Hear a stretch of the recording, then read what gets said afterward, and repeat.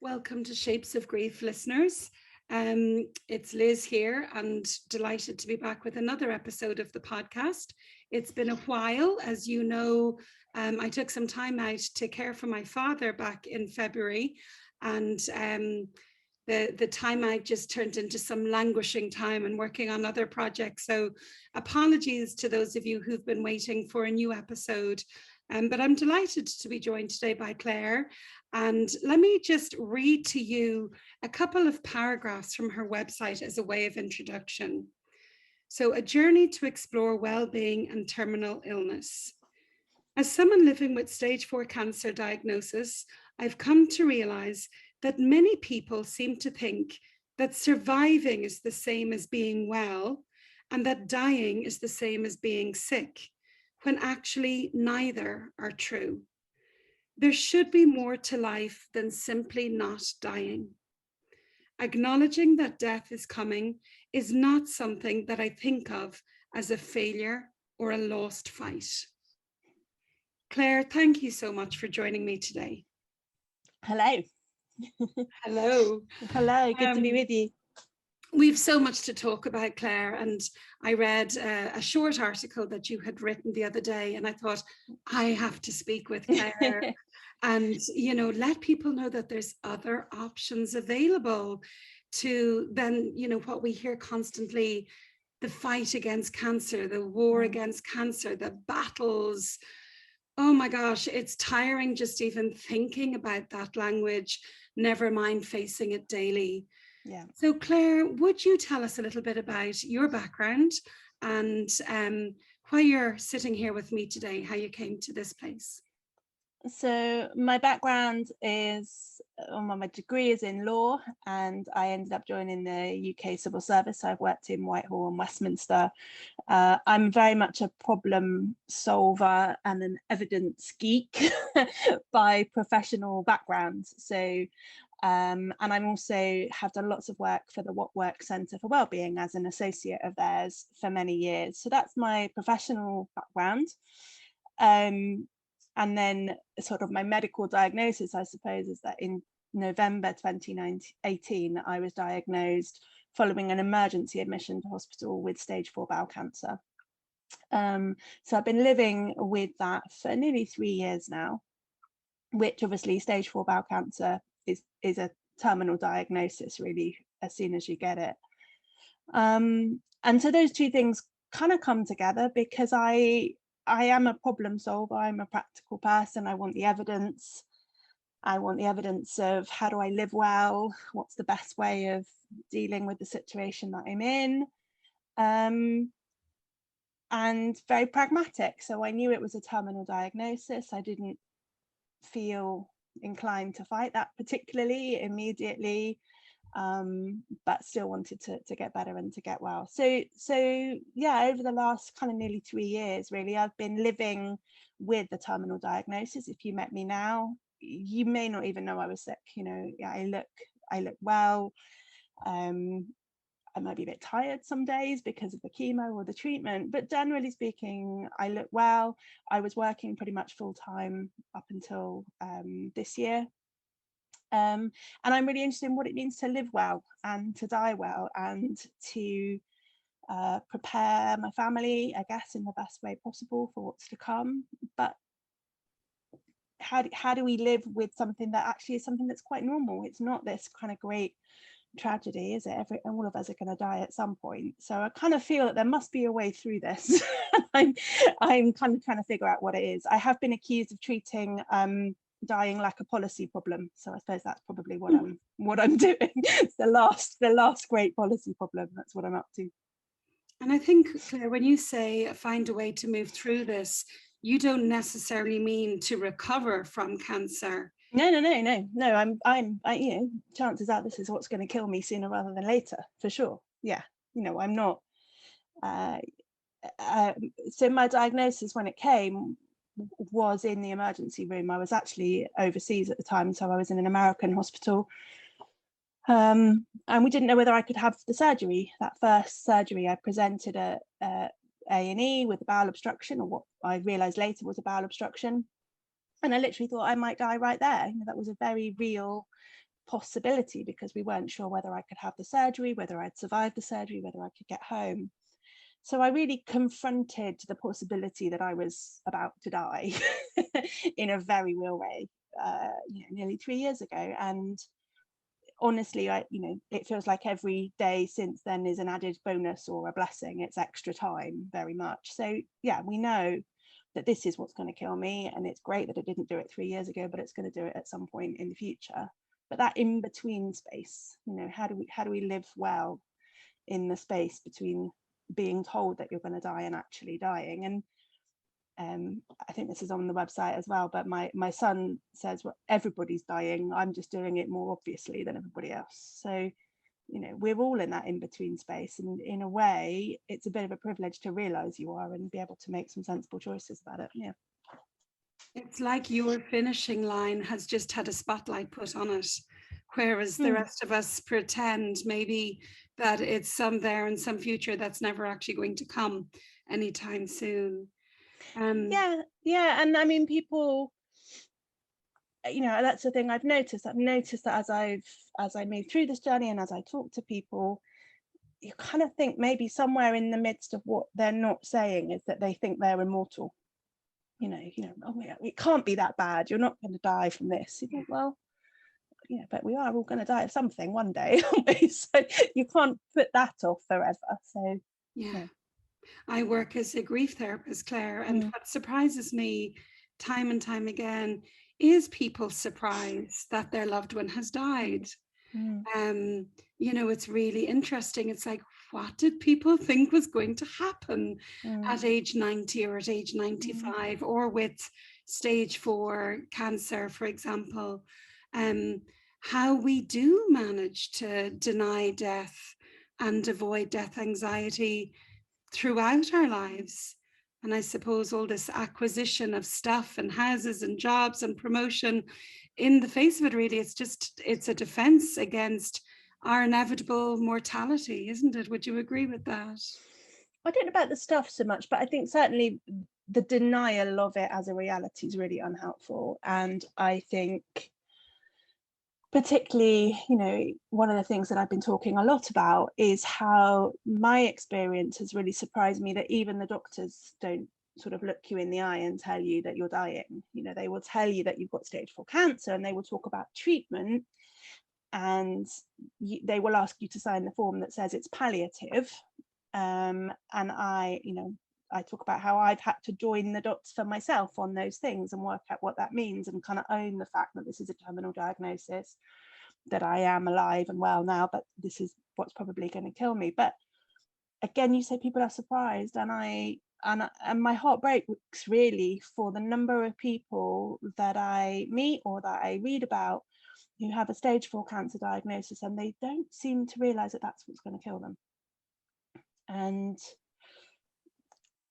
I can't unpack why they do that. Maybe they do deep down know it and they don't want to confront it. But I think genuinely there was a very powerful thing. There's a story that was shared online recently of a lady who said that her husband died following a stage 4 cancer diagnosis, and nobody had told her that he was going to die. People think that if you're having chemo, if you're having treatment, that it's going to fix you.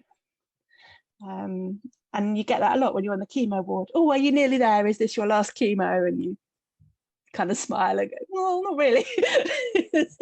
Kind of some people talk about being in the lifetime chemo club, don't they? But another thing, is I don't think I want to be in that club. I don't think I want to be have the chemo until the bitter end, because it does seem to make you more sick than the cancer at some point. So I'm also quite keen to only accept the treatment that is genuinely worth it for me, which is about, does it give me more quality of life, not just more quantity. So. Yeah, absolutely. And I think you've raised a really important point, Claire, which we've talked about many times in the podcast, which is the importance of language when it comes to end of life, when it comes to diagnosis.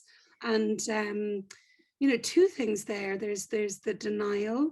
There's also the hope, that's very important. And then there's the clarity of language. And it's trying to get the balance, isn't it? Because it's so personal.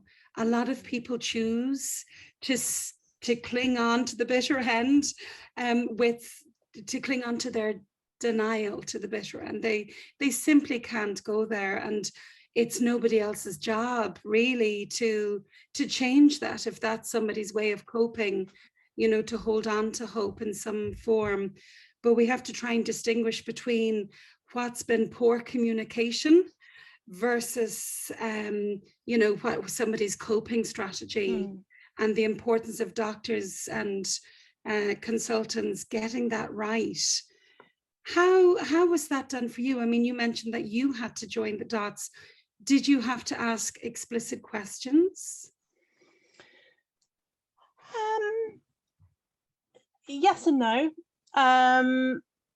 So the start of my journey was in the States, where they're pretty brutally honest.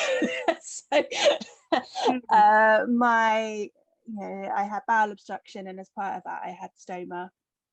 And when they were doing the consent form in the States, the surgeon there, and in the States, surgeons are kind of like gods that are allowed to be rude to patients. It's a very different kind of culture. He said, well, I know it says it's a temporary stoma, but he said to me, that's the medical definition of the procedure. You're unlikely to survive long enough to have it reversed. So, oh, okay. So it was a gentle process for you then. Bearing in mind that was the Saturday and I was working on the Monday, so you know, I hadn't really had time to warm up to the idea. And then I think my first and last Google of things was when I looked up stage 4 bowel cancer, and I realized that the 1 year survival rate was less than a year, you know, 50% less than a year. Yeah, I've kind of made it a policy not to Google things. Yeah, would you say a little bit more about that, Claire? Why did you decide that? Well, it seems that you always get the scariest, worst version of everything when you put it into Google, and the more scary bad things you've got in the head, the more unhelpful it is. So I preferred to just deal with my reality, you know. So again, before I had my first chemo, I Googled the side effects for the chemo that I was having, and it was just horrific. And although my side effects weren't pleasant, you know, I find it more helpful to deal with my reality as it comes along, rather than have the list of possibilities brewing in the back of my head. So yeah, so I knew fairly early on that this was pretty serious. And like I said, you know, from early on, we were working on the basis that we're really glad I made it home, and we're really glad that I'm alive now, and I very nearly actually died. And we've known all along and been talked as a family about the fact that my treatment is going to try and keep me alive a bit longer, but it's not going to fix it. So, you know, we're quite clear about that, I think. Who's the family, Claire? You've mentioned them a couple of times. So I live with my husband. I have twins who are 15, and I have a little girl who is 11. Okay. So yeah, school age, 3 school age kids, but not tiny, you know, all big enough to have proper conversations. I have twins who are 11, so we've something in common. Yeah. Yeah. So Claire, it's been 3 years since this happened in the States while you were away, and I imagine came as quite a shock to you.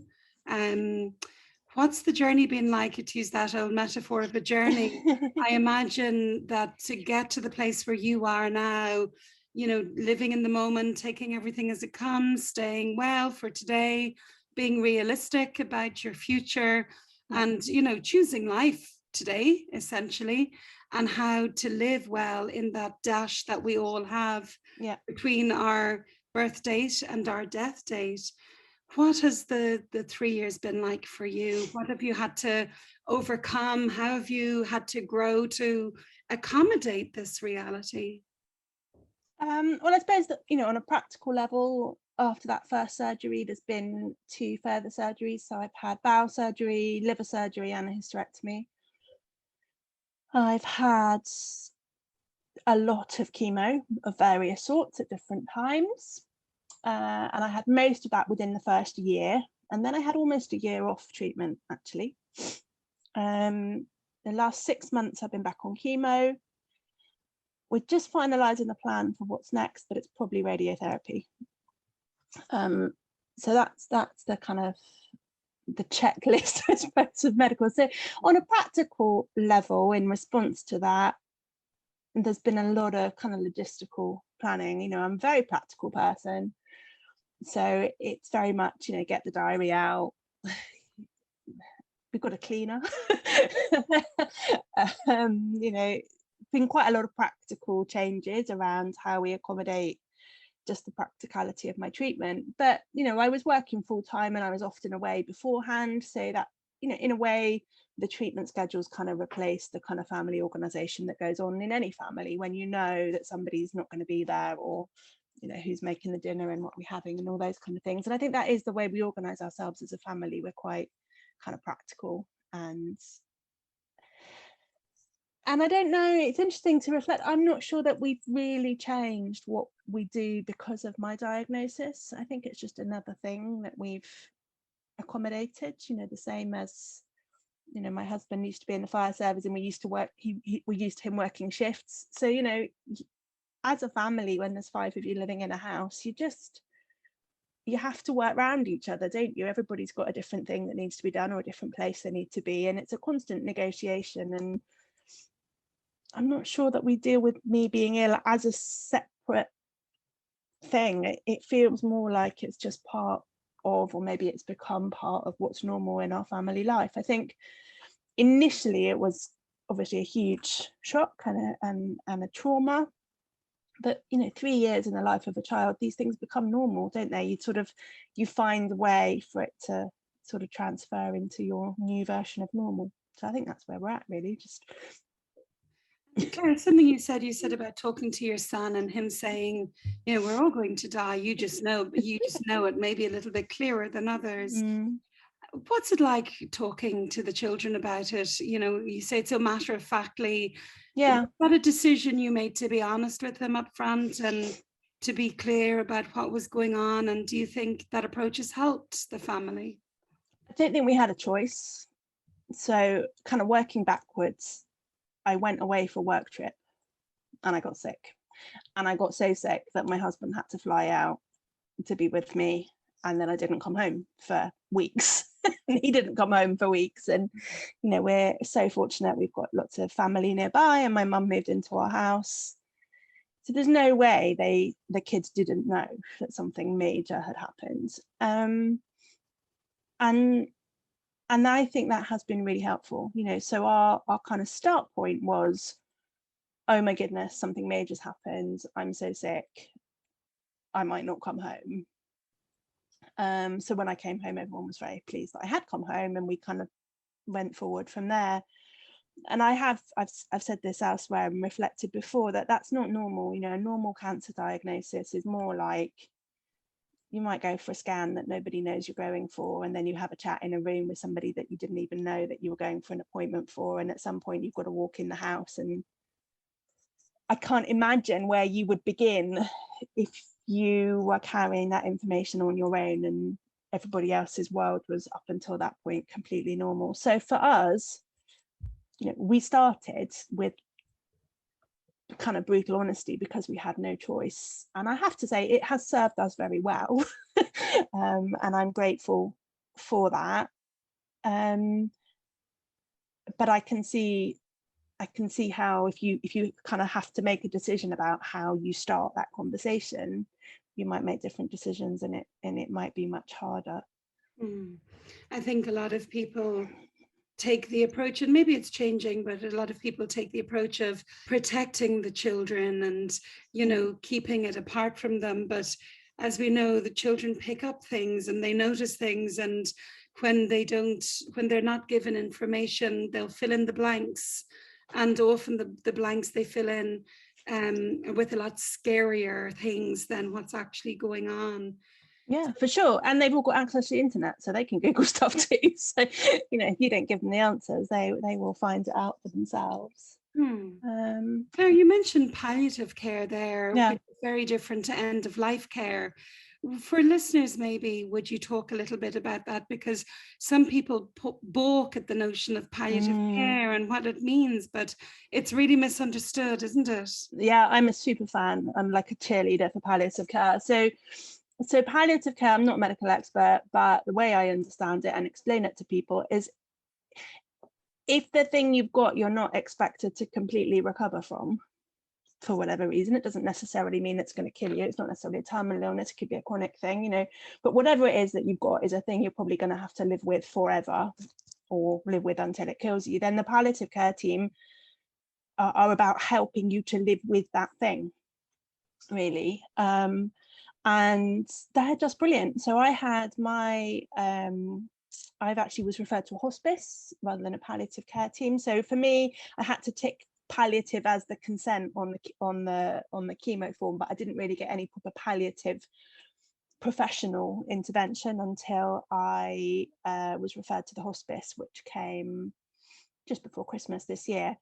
And that was because I was in quite a lot of pain and the GP wasn't managing the pain. The GP was just giving me codeine in ever increasing doses, which really wasn't helping. Whereas a palliative team are interested in, what do you want to do? How do you want to function? Tell me about the life. Tell me about what's the pain getting in the way of. And yeah, so I was referred to a hospice when I was still working full time, and because I had proper pain management, I was able to continue working. So yeah, very much. And I think, again, with hospices, people often think you have to go to the hospice and it's a thing you might do right at the very end of your life. But most hospices have community teams. Because of COVID, I've never even been to the hospice. I've never met my hospice team face to face. It's all been telephone consultations, and then recommendations for prescriptions through my GP. But brilliant, properly I would say the most important and life enhancing intervention has been from the hospice team. Yeah. And they are the ones that have recommended, help me as I was planning on retiring, give me advice on benefits that you can claim and the paperwork that you have to do for that. Properly had conversations about advanced care planning and making plans for, how and where you might want to die, and getting everything kind of properly organised, which again I find quite reassuring. I know some people might find that quite scary, but I quite like the practical information about how it's going to be and what that's going to look like. And again, it's really interesting. So having been for 2 years in the sort of medical oncology system, not only have they not really talked to me about dying properly, they've also not really talked to me about living either, actually. They've just talked about the next treatment, the next chemo, the next surgery, the next medical intervention. Whereas actually the medical stuff is almost the least important, least interesting thing right now. It's about how does that help you do all the other stuff. Yeah, it's like it's the medical approach is just reducing you to a body, whereas the palliative and the hospice approach is, helping you to live well. Like you said, what's this getting in the way of, and how can we ease that, and how can we help you? And it's so important, because I think people hear palliative or hospice and they think, oh, that means I'm giving up, or I'm choosing to die, or somehow it'll make me die quicker or something. Whereas that's not your message at all. You have a very clear message. Yeah, and it's so sad because, I meet people and you get into these conversations on the chemo ward who are in pain or who are worried about stuff. And I always say, oh, you should ask for a hospice referral. You should ask for palliative care. And generally the answer is, I'm not ready for that yet. I'm not ready for that yet. And these will be people who've planned their funerals maybe, or, sorted out their wills, or done some quite. And I think if you wait until you think you're ready, if you wait until you're actively dying, it's probably too late, because, the active dying bit for cancer is normally fairly quick. And if you wait until that bit, for me, I'm quite keen that I can make those plans while I'm me enough and well enough to do it. And my observation is people who wait until they think they're ready, by the time you actually need those services, really somebody else is making those decisions for you, which is fine if you're kind of happy to say, I don't want to be involved, I want my husband to do it all when I need it. But I think it's a bit unrealistic to think that you're going to be able to do it at the point that you actually need it. And I think that's the other thing that's really, really I've noticed about the hospice care, is that they kind of, their unit of care is like the family. Whereas particularly in COVID, when you can't have visitors in the hospital, the medical unit is just the patient. Yeah. And I think the sad thing about it being so misunderstood is there's some really significant support that people could be missing out on. Yeah. And fearing this thing that's not to be feared, because its sole purpose in existing is to support you and be a balm for more than just the body, but for the soul and the heart. And you know, like you say, to encourage the whole unit, the whole family, and it's a potential community for the person with the illness, you know, to be able to lean on as well, because a cancer diagnosis can be very isolating. And I found it hugely reassuring to talk to people who have been with cancer patients as they died. You know, again, maybe not everybody, but I really wanted to know what it would be like to die. You know, it was the hospice nurse that I said, actually, what is it about cancer that's actually going to kill me? You know, because I've been living with this inside of me for 3 years. And I know at some point it's going to kill me, but actually practically, which bit of it is it? And how, what is that going to look like? And I realized I'd been carrying quite a lot of trauma from my very first experience. You know, so my first experience of cancer was this bowel obstruction, which is incredibly painful. I think probably the short version. It really hurts. And I was in hospital for days, in a lot of pain, on a lot of morphine, on my own in a hospital, and it was really very traumatic. And I think I think what I was expecting was that that's what the death was going to be like. It was going to be back in hospital in a lot of pain again. And actually to be told by somebody that's been with lots of cancer patients as they died, that generally speaking, it's probably organ failure, and that probably means you just kind of get sleepier. And as they up your pain meds, you just kind of mostly sort of are asleep more than you're awake until the point that you're just asleep. And it can be in a hospice, and the hospice looks quite nice, and it doesn't look like a scary ICU unit, and it's got a nice garden, and yes, people can visit, and there's cake. You think, oh, okay. That's a reassuring conversation to have. So I think sometimes we avoid these things because we're scared that it's going to be horrible. But the conversations, again, for me, the conversations I've had with the hospice, I've found generally the real answers are less scary than what's already in my head. And so I find that reassuring. And I think going back to talking to kids, I think we're the same as kids, aren't we? The things in our heads are probably scarier than the reality if we're just brave enough to talk about it. Absolutely. And I love that approach. It's like, you know, I think a lot of suffering comes from resisting things and not going there, and not facing our fears or talking them through. And there can be such relief from actually unpacking them and getting a sense of it. And I've been at a few deaths now, and you know, sometimes they're quite mundane and anticlimactic, and I don't know what we think they are, or what Hollywood has portrayed dying to be, but it's all quite normal in a way, as well as being potentially a holy moment. It is also quite normal. You know, like I said just before we recorded, you know, my father died a few months ago, and yeah, there was nothing dramatic about it. It was slow and gentle and gradual and peaceful and painless and funny at times, and just, yeah, that's it, you know, very, very anticlimactic, and just a good way to end a good life, you know. I think probably on average births are more traumatic than deaths, aren't they?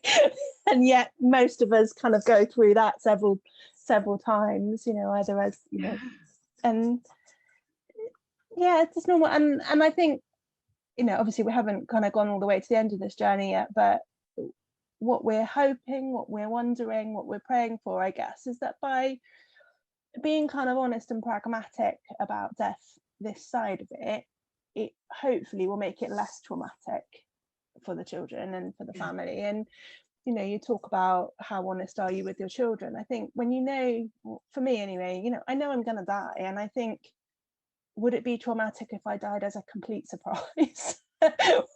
If they'd had some kind of warning and warm up and chance to ask questions and talk to me about it, and non-balanced probably, you know, I think this way is less upsetting and less traumatic for them. Yeah. It's about managing expectations as well, isn't it, Claire? Yeah. You know, I think when we can accept that death is inevitable for all of us, then our expectations change, you know, and what's considered a good death, you know, and, you know, while for some people it might be keeping someone alive, but as you so beautifully say, that's not necessarily something to be desired if we're living with a painful disease.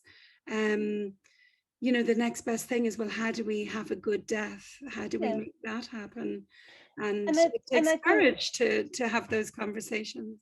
I think it's not just about the good death, it's about the, you know, that in between space, that good life before it. And I think one of the things that's driven me in the choices that I've made about the treatment that I'm having, and is, you know, if we start from the place that I am going to die at some point fairly soon, you know, and my children are going to have to deal with the fact that I've died. I don't know that the difference between your mum dying when you're 12 and your mum dying when you're 13 is that great over a lifetime. But what you remember about the last year probably is hugely significant. And whether they remember that I was basically me and fine until I wasn't anymore, or whether they remember that I was constantly in hospital and constantly sick and constantly unwell, I think that memory becomes quite important. So what I'm consciously trying to shape, I suppose, is that memory of my last however long. And one of the reasons that I say no to potentially life extending treatment if it makes me really sick is that I don't want that last year. I mean, selfishly, I don't want to be that sick either, but I think it's important that they're, you know, over the lifetime, I think it's that last bit is going to be probably what they remember the most. So what you're saying is you would choose a good month rather than a long, difficult year. Yeah, for sure. Yeah. And it's so personal as well, isn't it, Claire? Some people do want to buy time, and keep on wanting to buy time because, you know, they're scared as well. But also what you say there about living well, you know, and we talked about dying, and, you know, death is a line in a paragraph, in a chapter, in a book of life. And, you know, to focus on what are the chapters that you want to write between now and then. And this is a lesson for all of us, you know, what do we want to be remembered for? What is a good life? What matters? And I'm curious to know, has anything changed for you since you got your diagnosis 3 years ago? Like, have priorities changed? Have you changed? Do you approach work or living in any sort of different way?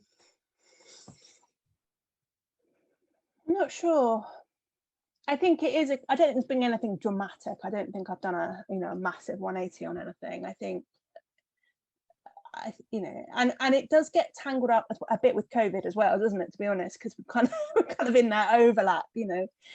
So it's hard to unpack what is because of a cancer diagnosis and what is because of COVID. I think, you know, you prioritize or you learn to find joy in really simple things, you know, like you garden and, you know, exercise and just seeing people, seeing your friends, and kind of acquisition of more stuff or big travel plans all seem less important. I'm not sure how much of that's COVID, how much of that's cancer.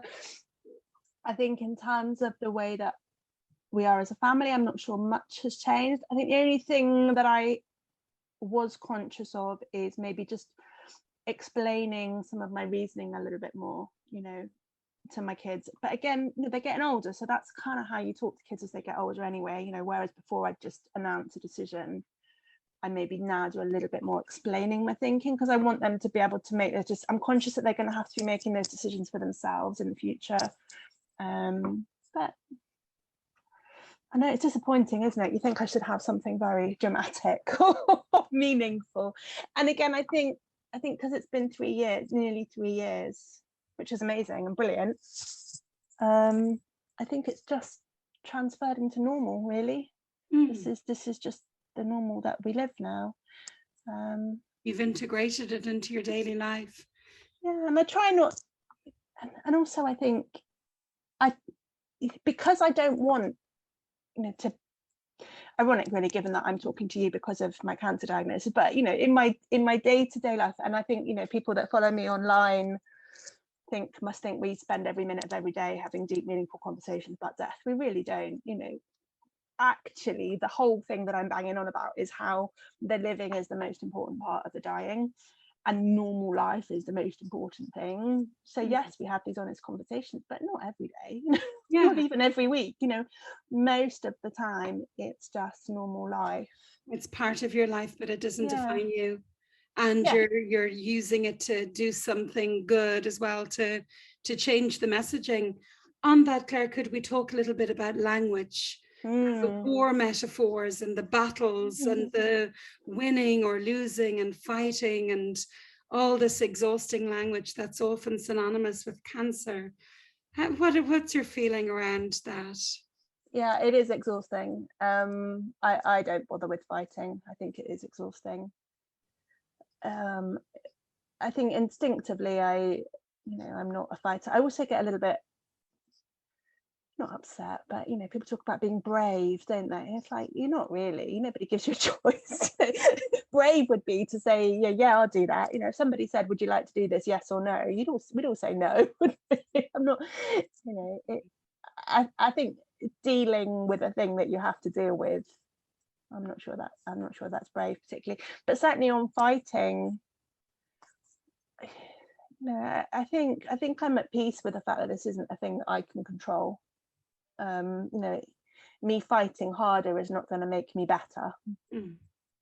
It insinuates that there's some sort of control in your power, and that if you lose your battle with cancer, it's because you didn't fight hard enough, or you had some choice in it, which isn't the case. And I think it sounds exhausting when what we most need with a cancer diagnosis is care and rest and gentleness and kindness, and we really don't need this battle language of stay strong and be brave, and even you're amazing.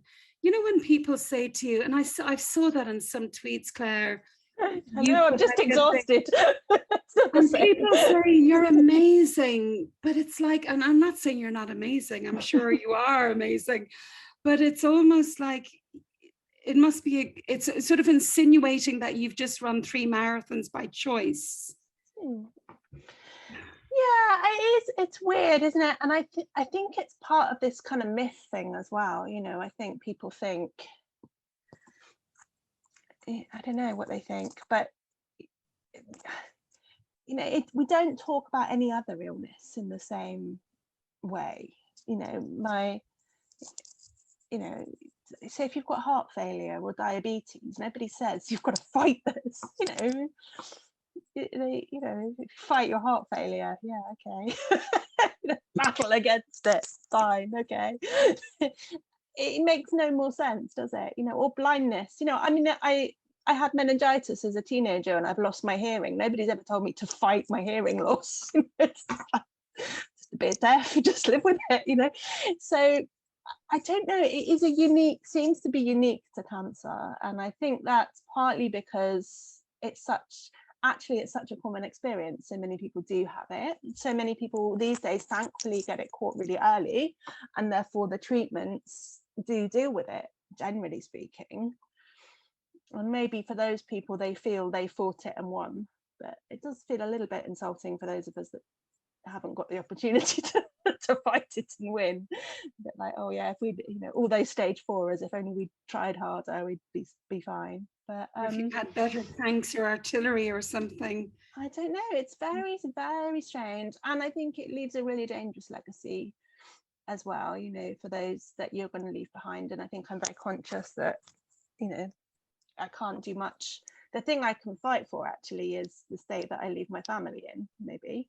And so that's one of the things that makes me anti-fight, because I don't want them even from confusion of language, to think, you know, the reason that mum died was because she couldn't be bothered to live anymore. It's like rubbish, isn't it? It's really rubbish. Yeah, gosh. Thank you for pointing that out, like, because it is such a deficit in our understanding of the power of language and how damaging language can be, and how what we say can either ease a situation for someone or exacerbate it. And I think it's really important to say that as well. You know, I wrote a blog this week about how I make choices about the treatment that I'm having, and several people have been in touch with me as a result of that. And you know, I will say no to stuff if it makes me feel sick, or I will say I'm having a break for the holidays because I want to be, you know, I don't want to have chemo during the holidays, or I don't want to have this treatment during the holidays. I'm going to put it off till September, because frankly, even if it shortens my life by a month, if I get this summer holidays really well, and it might be my last summer holidays I could have really well, that's worth it.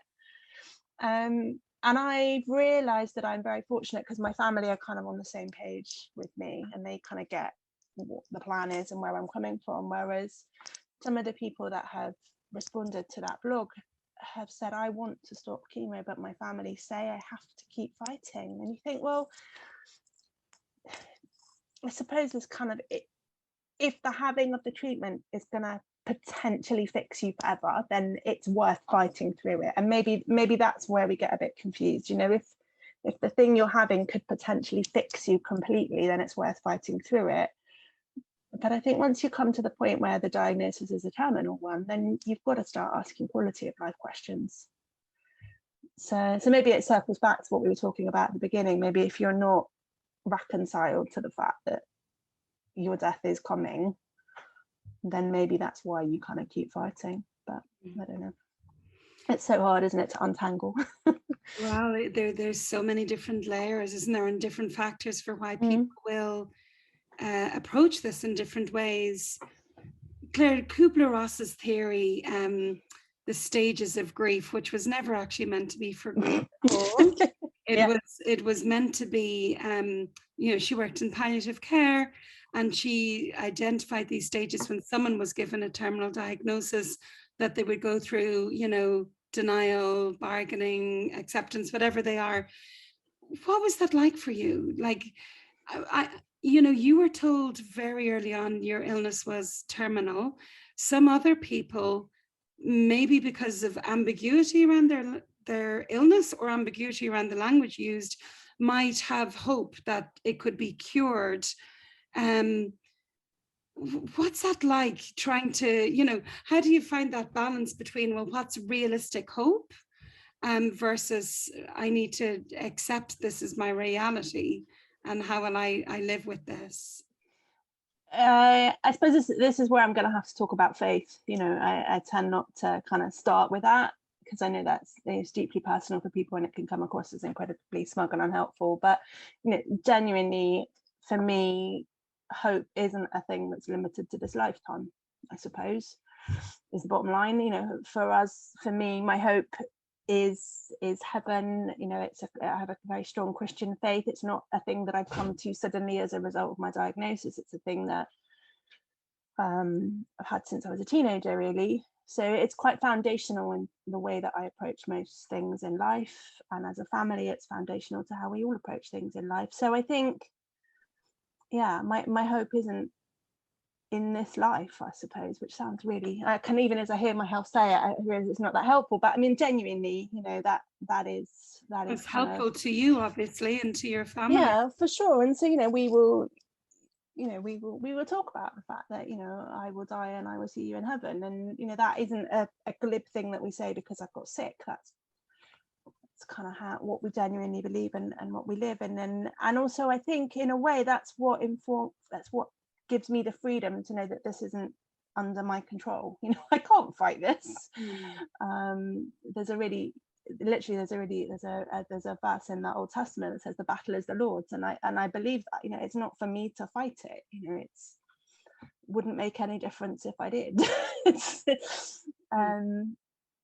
And so, yeah, and again, people often say, well, you know, doesn't this diagnosis kind of cause your faith to shake? And I think my experience of life generally, not just this diagnosis, is the more shaky the circumstances are, the more I need the kind of foundational rock that is the faith to kind of hold me up, really. So yeah, that's the kind of constant, that's the hope, that's the experience. But also on a practical level, it means, you know, we've got a lovely church family very nearby us who bring cake and love us and look after us and pray for us, and that in itself makes my family and my kids feel supported and loved and comforted, and you know, that will remain, that will be continual. So, and I suppose for everyone it'll be so different, but some people will have some other version of hope, whether it's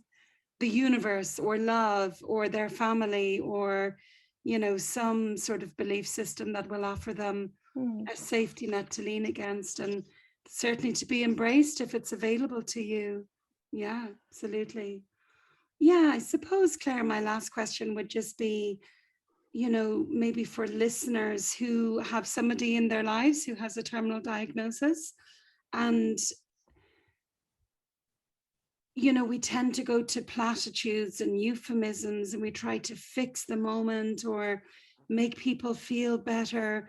And sometimes the more we try, the worse we make it, because it's just not where someone's at. We're just not meeting them where they're at. Who do you like to be around, and why? Who are the people that, you know, your shoulders drop a little, you get a deeper breath when you're in their presence, and, you know, you feel a little bit held and supported when they're around? What are the qualities that help you? I think I like being around people that know what's going on. I think I get a bit anxious if I know I've got to kind of explain myself, you know. So I suppose in a weird way there's kind of two categories of people. I loved, when I was working, I loved being in a room full of people that had no idea I was ill. That was like a holiday, you know. It's like you could just spend a day pretending I was completely fine and just be professional me, and I love that. And I love being around the people that know absolutely exactly what's going on, so I don't have to keep explaining it. It's the kind of in-between people that I find exhausting at the moment. The people that sort of know me or have heard that I'm poorly and kind of want to say something helpful or ask me questions about it. That I find that quite tiring at the moment. But I think it's that people that treat you as more than your diagnosis, you know, people that just understand that, just, you know, you're not necessarily upset because of the cancer, you're not necessarily feeling ill because of the cancer, you know, you're still just you and the normal version of you. So yeah, but again, how much of that is cancer and how much of that is COVID, I don't know. I mean, our worlds have all become a little bit more smaller and more specific, haven't they? So I have found I've reconnected since lockdown. I've reconnected with, you know, friends from university and old friends that know me really, really well, and that's been lovely. It's been really nice to be with people that you feel properly know you, actually. So yeah. It's an interesting point you say there, Claire, about what's cancer and what's COVID, and then also what's menopause, because you mentioned you had 3 surgeries and one of them was a hysterectomy. And from reading Sinead O'Connor's book recently, she had a hysterectomy which propelled her into menopause, and she wasn't prepared for that. And something I'm going through myself at the moment, it's like a brick to the back of the head. And, you know, how was that for you, Claire? Were you I mean, prepared and supported? I think the right answer to that is no. Nobody specifically said, you know, this means that you're going to have clinical menopause, and that could be like hitting a brick wall, and by the way, here's a load of things you're going to think about. I didn't have that conversation at all. But then they're kind of focused on saving a life at that point. And that the hysterectomy was the 3rd surgery I had. So I can't even, and it was 6, no, let me get the orders right. So I can't even remember. I had a hysterectomy and I had liver surgery 6 weeks apart, because there was an argument about, can we do this simultaneously, and the surgeon said no, and so we had one and then we had the other. So I can't even really unpack physically which scar was which and which physical thing was which. And they were bookended, so I had chemotherapy before and after. So, you know, when you think about what caused the memory loss, what caused the weight gain, is it the steroids, is it the chemo, is it the surgery? I can't really unpack what's what, to be honest. So I would say that, you know, I have noticed that I've had kind of issues sleeping and concentrating, and I have put on weight,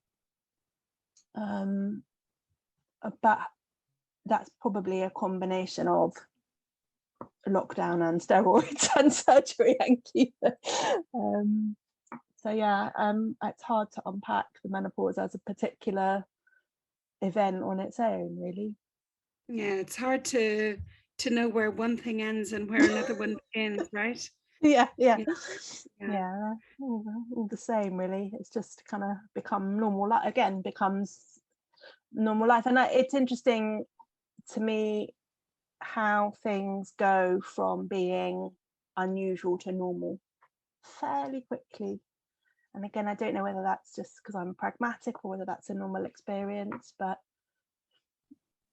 you know, stuff like having a PICC line, you know, I've had 3 PICC lines. Now the first one, which is, people might not know, it's like a permanent line basically that goes inside you that they use to put the chemo in, like a permanent cannula. And the first one, oh my goodness, it was the most freaky thing ever. I couldn't look at it. I kind of felt sick every time they changed the dressing. I avoided having a shower, everything about it. And now it's just normal. It's just part of a routine. And the same with having to, you know, give myself injections. Again, it just becomes so normal now, you don't even notice that you're doing it. And I find that quite interesting. And I suppose that's how I cope with a lot of stuff. I notice, oh, that's interesting. You know, how have we done that and how have we got that? But anyone with any kind of long-term condition, or anyone that's looking after anyone, they become part of our routines, don't they? It just becomes normal eventually. So for you, somehow looking everything squarely in the face, being curious about it, accepting this is what it is right now, has reduced the amount of fear in your life and possibly suffering. Would I be right in saying that, Claire? That you eased your journey a little bit by facing things head on rather than avoiding. Yeah, you know, and again, you know, one of the recurring things that God says to his people in the Bible is fear not, you know. And again, that's a bit of a family motto. It's not that we're fearless, but you know, and my husband would say to the kids when they're little, you know, what is it that you're afraid of? Why are you frightened of this spider? What is it about this spider that you're afraid of? And so again, I suppose that's the approach. It's not specific to having the illness, you know, that is kind of the approach. You know, and my husband, that is, you know, he was in the army in the fire brigade, so I suppose that's a kind of training mentality as well. What about this is it that you're actually afraid of? Because then if you can unpack that, and if you can understand that and not hide from it, then maybe you'll find that you're not frightened of it anymore. Claire, you're a breath of fresh air. You really are. It's really nice to talk to you, and you know, yeah, it's just really nice to talk to you. It's really nice to hear your point of view, your perspective, how you manage your living, how you've thought about your dying, and just how you've chosen a different option to what many do. And that's not to put down anyone who chooses to do things a different way. It's so personal. But certainly I've often thought, if I were to receive a similar diagnosis, that the way you approach it, I would like to think, is the way that I would also. And I think the key thing there is a choice, isn't it? You know, I think the thing that makes me sad is people don't realize that there is a choice. You know, you can choose to fight it. If that's your thing, you can choose to fight it. You can choose to say yes to everything, and if that's what you want to do, that's absolutely fine. But the people that I'm sad for is the people that don't realize they don't have to do that. You know, they feel obliged to do it, or they don't realize that because a consultant has said, why don't, you know, here's the treatment plan, let's have 12 loads of chemotherapy. it's okay. You can say, yeah, but why? Was it actually going to help? Or if it makes me feel really shit, could I just say no and stop? You know, all these things are okay, and we've got freedom to make these decisions. So I think, yeah, that's the main thing. It doesn't matter what you choose, but know that you can choose. I have a friend, Claire, who died about 10 years ago. Her name was Anna, and she went on a big trip with her family to Australia. And while she was away, she took a photo. It was some hippie van, and they'd, painted a motto in the back. And it was, life is not measured by the amount of breaths that we take, but by the amount of moments that take our breath away. And I just thought, oh, that is just so perfect and gorgeous. So I wish for you many, many moments that will take your breath away. Okay. Really nice to talk with you, Claire. Thank you. Thank you.